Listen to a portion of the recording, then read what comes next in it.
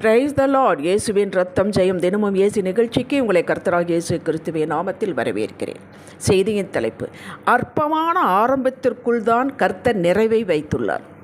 ஆதார வசனம் எபிரேயர் 12ஆம் அதிகாரம் 1 வசனம். விசுவாசத்தை துவக்கிறவரும் விசுவாசத்தை முடிக்கிறவருமாயிருக்கிற இயேசு. விசுவாச மக்களே, விசுவாசத்தை முடிக்கிறவர் என்றால் அதற்கு ஃபுல் ஸ்டாப் வைக்கிறவர் என்பதல்ல அர்த்தம். நிறைவுபடுத்துகிறவர். ஆரம்பம் அற்பமாக இருந்தாலும், அவர் ஆரம்பிக்கும் போது சொற்பமாக இருந்தாலும் அதற்குள் அவர் ஒரு நிறைவை வைத்தான் ஆரம்பிக்கிறார். அதாவது ஒரு காரியத்திற்கு ஜெபித்துவிட்டு பொறுமையோடு காத்திருந்து பெற்றுக்கொள்ள தேவையான கிருபையை கொடுக்கிறவர். விசுவாசத்தின் நிலைத்தன்மையை கொடுக்கிறவர், நிறைவுபடுத்துகிறவர் என்பதாகும். கர்த்தர் உங்கள் வாழ்க்கையில் எவைகளையெல்லாம் துவக்கியுள்ளாரோ அவற்றை நிறைவு செய்து நித்திய ஜீவனை அளித்து 1 யோவான் 2:25 இம்மையிலும் மறுமையிலும் உங்களை அவரோடு இணைத்து வைத்துப்பவர்தான் ஆகும். அதுதான் நிறைவு செய்கிறவர் என்பதாகும், முடிக்கிறவர் என்பதாகும். ரட்சிப்பு யோசித்து பாருங்கள். நம்ம ஏதோ சொன்னார்கள், வந்தோம், அனுஷ்டானம் எடுத்தோம், அது நமக்கு அற்பமாக தெரிகிறது. ஆனால் அதற்குள்ளே எத்தனை முழுமையை வைத்திருக்கிறார் என்று யோசித்து பாருங்கள். அவர் உங்களிடத்தில் துவக்கியதை நீங்களே முடித்துக்கொள்ள உரிமை உண்டு, வாய்ப்பும் உண்டு. ஆம், அவர் நமக்கு கொடுத்த சுயம், இதை நாம் பயன்படுத்த அறிந்திருக்க வேண்டும். நமக்கு கொடுக்கப்பட்ட சுயம் சில காரியத்திற்காகத்தான் கொடுக்கப்பட்டிருக்கிறது. எதை கொடுத்தாலும், எந்த உணர்வுகளை கொடுத்தாலும் எல்லாம் ஒரு நன்மைக்காக பயன்படுத்திக் கொள்ளத்தான் கொடுத்திருக்கிறார்.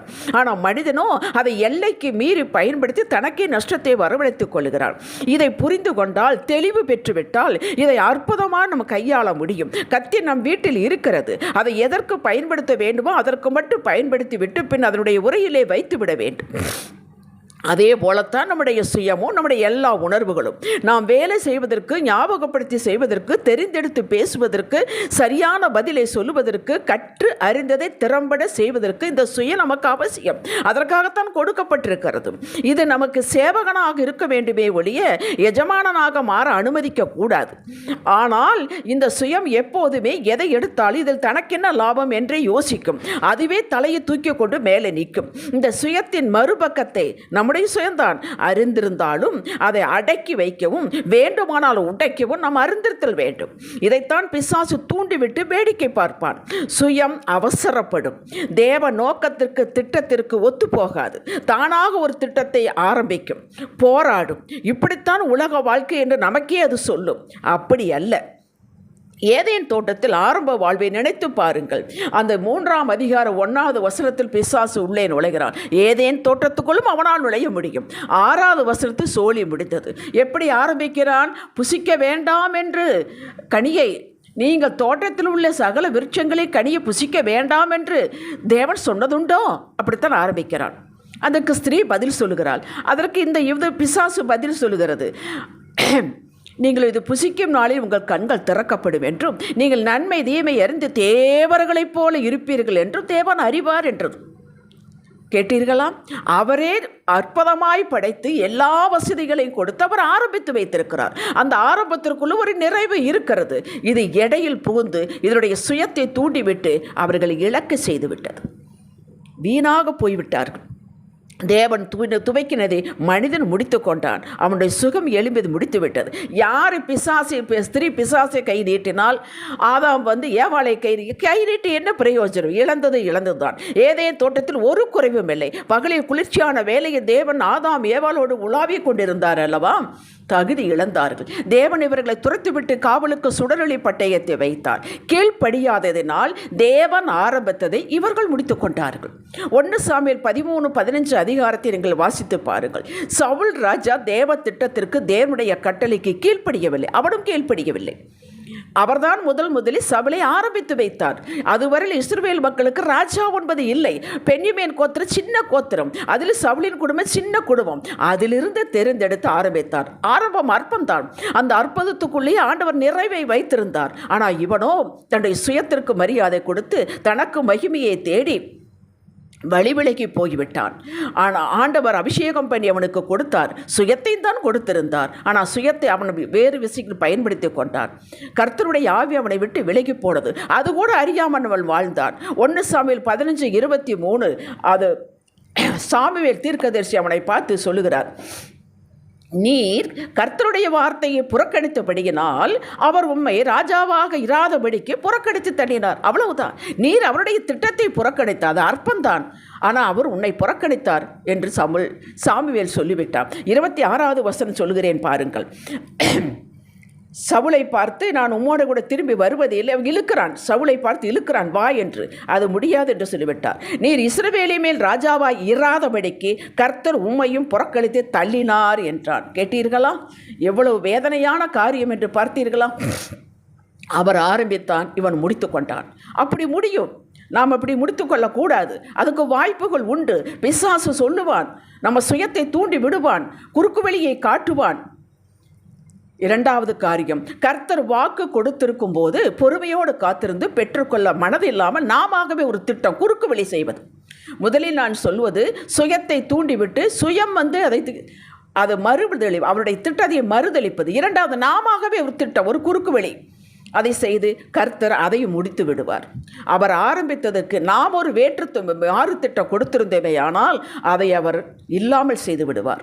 நம்மேல் இரக்கம் வைப்பதால் தொடர்ந்து தமது திட்டத்தை நிறைவேற்ற நம்மளை பலப்படுத்துவார். அது அவருடைய இரக்கம் கிருபை இருந்தால் மட்டும்தான் அது நடக்கும். ஆபிரகாம் வாக்கு கொடுத்திருந்த 12, 15, 17 ஆதியாகமம் 3 அதிகாரிகள் பாருங்க, திரும்ப திரும்ப சொல்லுவார், உனக்கு பிறக்கும் என்று சொல்லிக்கொண்டே இருப்பார். ஆனால் சாராளின் பேச்சை கேட்டு ஆகாருக்கு இஸ்மவேலை பெற்றெடுத்தான் ஆபிரகாம். கர்த்தர் சொன்னாரா? குறுக்கு வழி. என்ன ஆயிற்று? 21ஆம் அதிகாரத்தில் சாராளை கொண்டே, அவதானே கொடுத்தாள் ஆகாரை தன்னுடைய கணவனுக்கு, அவளை கொண்டே அவளையும் ஆகாரையும் மகனையும் வெளியேற்ற வைத்தார். அந்த திட்டம் முறிவடைந்தது. அதற்கு பின் மறுபடியும் பலப்படுத்தி வாக்கு கொடுத்து ஈசாக்கை கொடுத்தார். கர்த்தர் உங்கள் வாழ்வில் ஆரம்பித்து கொடுத்த அது பிஸ்னஸோ வேலையோ குடும்பமோ, அது உங்கள் சொந்த வீடு இல்லாமல் இருக்கலாம், சொற்பமாக இருக்கலாம், ஆரம்பம் ஒன்றுமே இல்லாமல் இருக்கலாம், எது ஊழியம் கூட அப்படித்தான். இவைகள் அற்பமாக இருந்தாலும் நீங்கள் அதிலே நிலைத்திருங்கள். அந்த ஆண்டவர் கர்த்தர் ஆரம்பித்திருந்தால் அந்த அற்பத்துக்குள்ளே அற்புதத்தை வைத்திருக்கிறார். ஈசாக்கு ஒரு மகனைத்தானே கொடுத்தார். அந்த ஒரு மகனுக்குள் யாக்கோபு இருந்தார். அந்த யாக்கோபுக்குள் 12 கோத்திரங்கள். அந்த 12 யூத கோத்திருந்த ஏசாப்பாவுக்குள்ளுக்கு இன்றைக்கு கோடி ஜனங்கள். பார்த்தீர்களா?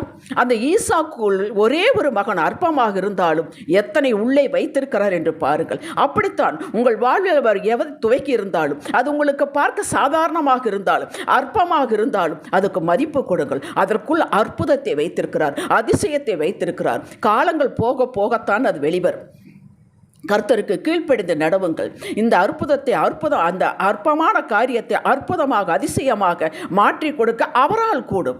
ஒரு காரியத்தின் துவக்கத்தை பார்க்கலாம், அதன் முடிவு நல்லது. பிரசங்கி 7:8, யோபு 8:7 இதெல்லாம் வாசித்து பாருங்கள். அவராலே என்று நம்மால் எதுவும் செய்ய இயலாது. கையளவு மேகம்தான்.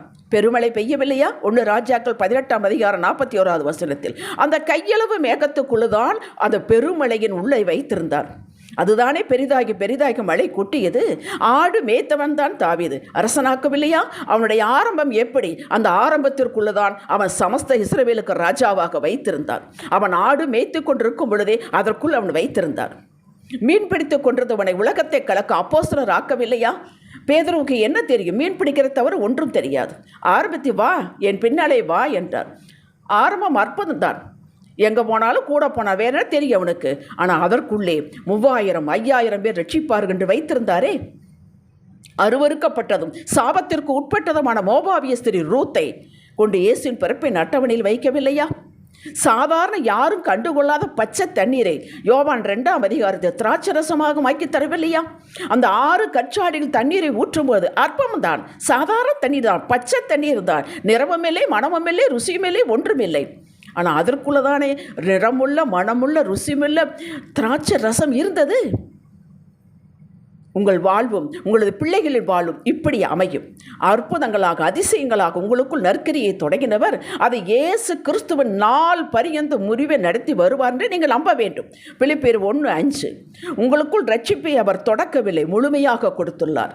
மனமாற்றத்தை தான் துவக்கியுள்ளார். ஆத்துமா தினந்தோறும் மனம் மாறிக்கொண்டே போக வேண்டும். ஆவி ஒரே நிமிஷத்தில் அது ரட்சிக்கப்பட்டு அது உயிர்ப்பிக்கப்பட்டது. 2 கொரிந்தியர் 5:17 என்ன வசனம் சொல்லுகிறது? ஆண்டவர் ஒருவன் கிறிஸ்துவுக்குள் இருந்தால் புது சிருஷ்டியாயிருக்கிறான். பழையவைகள் ஒளிந்தன, எல்லாம் புதிதாயின. கேட்டீர்களா? எல்லாம் புதிதாகும். உங்கள் வாழ்க்கை அனைத்து காரியங்களும் புதிதாகும். இதை நீங்கள் நம்ப வேண்டும். ஆண்டவருடைய வார்த்தை, மனிதன வார்த்தை இல்லை. புதிதாய் பிறந்த குழந்தை நீங்கள் தெய்வ குடும்பத்தில் உங்களுக்கு நற்குணங்களை துவக்கியுள்ளார். உங்களுக்குள்ளே சில காரியங்களை துவக்கியுள்ளார். அவர் துவக்கியுள்ளார் தான் நீங்கள் பிடித்து கொள்ள வேண்டும். அதை வளர்ப்பார், அதை நிறைவடைவை செய்வார்.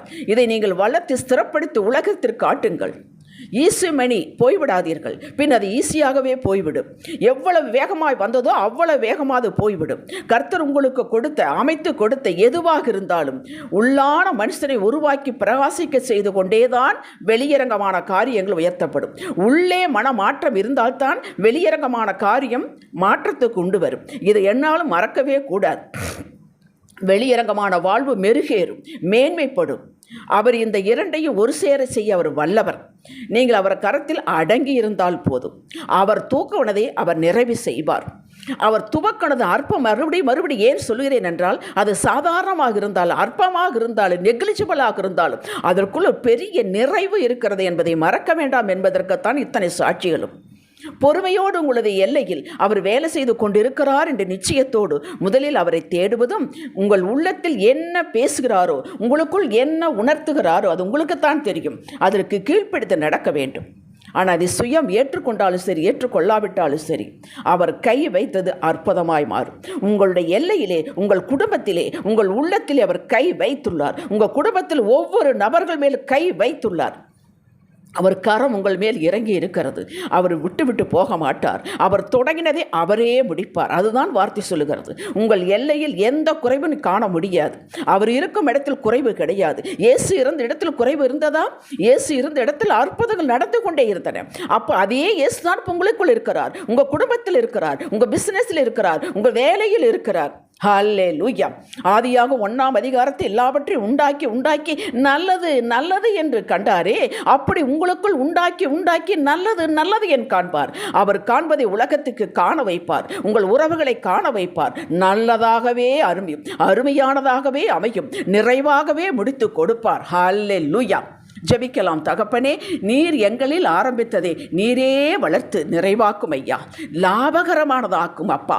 இதற்கு மாற்றாக நாங்கள் எதையும் செய்துவிடாதபடிக்கு காத்துக்கொள்ளும் ஐயா. தடுத்து உம்முடைய வழியிலே நடத்தும் அப்பா. இயேசுவின் நாமத்தில் பிதாவே. இன்றைய சிந்தனைக்கு என் சுயத்தின் மேல் சாயாமல் சகலத்தையும் அவர் கையில் ஒப்பு கொடுத்து, ஏசப்பா நடத்துங்க, நான் இணங்கி நடப்பேன், நான் உயர்வேன், உயர்ந்து கொண்டே இருப்பேன். நீதிமொழிகள் 3:5-6 சொல்லுவது போல என் சுயத்தில் நான் சாய மாட்டேன். அவர் மேல் நம்பிக்கையாயிருந்து வழி முழுவதும் அவரையே நிலைத்து கொண்டிருப்பேன். அவர் என் பாதைகளை செவ்வைப்படுத்துவார். இந்த வார்த்தை சத்தியமானது. அது என் வாழ்வில் நடக்கும். ஆமேன். ஹல்லேலூயா.